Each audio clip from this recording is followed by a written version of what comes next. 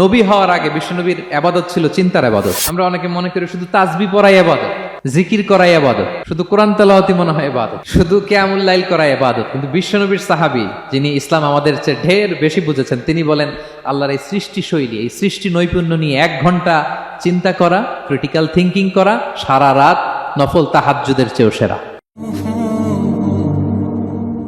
সূরা আলে ইমরানের 190 নম্বর আয়াতে আল্লাহ তাআলা বলেছেন, যারা আকাশ বাতাস পৃথিবী সৃষ্টি নিয়ে চিন্তা করে এবং সর্ব অবস্থায় আল্লাহ তাআলার জিকির করে, ওয়ায়াতাফাক্কারুনা ফি খালকিস সামাওয়াতি ওয়াল আরদ, এবং তারা তাফাক্কুর করে, ক্রিটিক্যাল থিঙ্কিং করে, এবং তারা বলে মা খালাকতা হাযা বাতিলা, হে আল্লাহ তুমি অনর্থক কিছু সৃষ্টি করো নাই।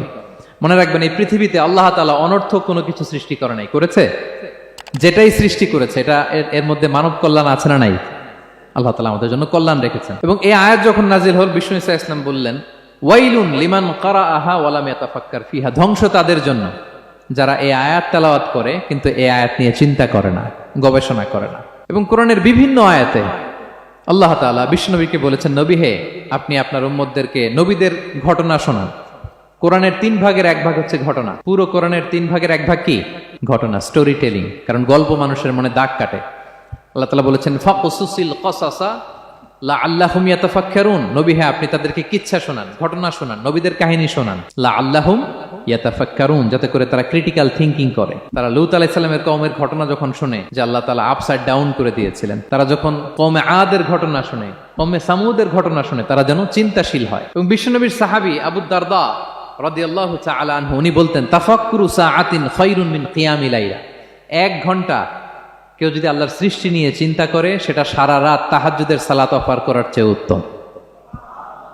আমরা অনেকে মনে করি শুধু তাসবিহ পড়াই ইবাদত, জিকির করাই ইবাদত, শুধু কোরআন তেলাওয়াতই মনে হয় ইবাদত, শুধু কিয়ামুল লাইল করাই ইবাদত। কিন্তু বিশ্বনবীর সাহাবী, যিনি ইসলাম আমাদের চেয়ে ঢের বেশি বুঝেছেন, তিনি বলেন আল্লাহর এই সৃষ্টি শৈলী, এই সৃষ্টি নৈপুণ্য নিয়ে 1 ঘন্টা চিন্তা করা, ক্রিটিক্যাল থিঙ্কিং করা, সারা রাত নফল তাহাজ্জুদের চেয়েও সেরা। এবার বলেন, আমাদের চিন্তা করার দরকার আছে না নাই? ব্রেনটা খাটাবেন তো? এই যে যারা কনভার্টেড মুসলিম হয়, এরা কিন্তু অনেক চিন্তা ফিকির করে, নিজের সাথে নিজে বোঝাপড়া করে, ক্রিটিক্যাল থিঙ্কিং করে, তাদের অ্যানালজি কাজে লাগিয়ে, আল্লাহর দেয়া ব্রেনকে কাজে লাগিয়ে এরপরে শাহাদা পাঠ করে, এমনি এমনি না। এই যে কিছুদিন আগে আমেরিকান এক পপ স্টার কালেমা পড়ছে না? আপনি জানেন একটা ধর্ম চেঞ্জ করা, একটা ফেইথ চেঞ্জ করা, এটা কত বড় সিদ্ধান্ত? হ্যাঁ, বাপদাদার ধর্ম, বয়স 30-40, এতদিন যে ধর্ম মানলাম, এটাকে চেঞ্জ করে নতুন ধর্মে কনভার্ট হয়, এটা কত বড় সিদ্ধান্ত? Could you imagine that? It's not a joke. নিজের সাথে নিজের অনেক বোঝাপড়া করতে হয়, তারাই ক্রিটিক্যাল থিঙ্কিং করে। এবং বিষ্ণু ঈসা ইসলাম, উনি নবী হওয়ার আগেও এই চিন্তার ইবাদত করতেন।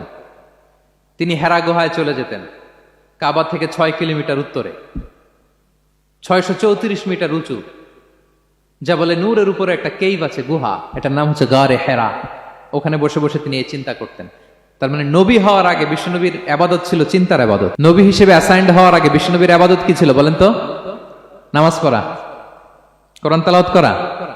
কোরআন তো নাজিলই হয় নাই, কোরআন তেলাওয়াত করবে কেমনে? তখন 6 মাস বসে বসে উনি ওখানে কি করেছেন বলেন? ধ্যানমগ্ন ছিলেন, তিনি চিন্তা করতেন। ওইটাই ছিল ওনার আধ্যাত্মিক শিক্ষায়তন। ওই নির্জন গুহার মধ্যে উনি যখন চিন্তায় মগ্ন ছিলেন, আল্লাহর সৃষ্টি শৈলী নিয়ে চিন্তা করতেন, ঠিক ওই মুহূর্তে, অন্তিম মুহূর্তে, ওই মাহেন্দ্রক্ষণে নাজিল হয়েছে ইকরা বিসমি রাব্বিকাল্লাযী খালাক, read in the name of your lord who has created, পড়ো তোমার প্রভুর নামে যিনি তোমাকে সৃষ্টি করেছেন, শিক্ষা দিয়েছেন। তাহলে সম্মানিত সুধী, ইসলামের সূচনা হয়েছিল, এটা বলা যায় ফাইনালি, যে ইসলামের সূচনা হয়েছিল এই চিন্তার ইবাদতের মধ্য দিয়ে।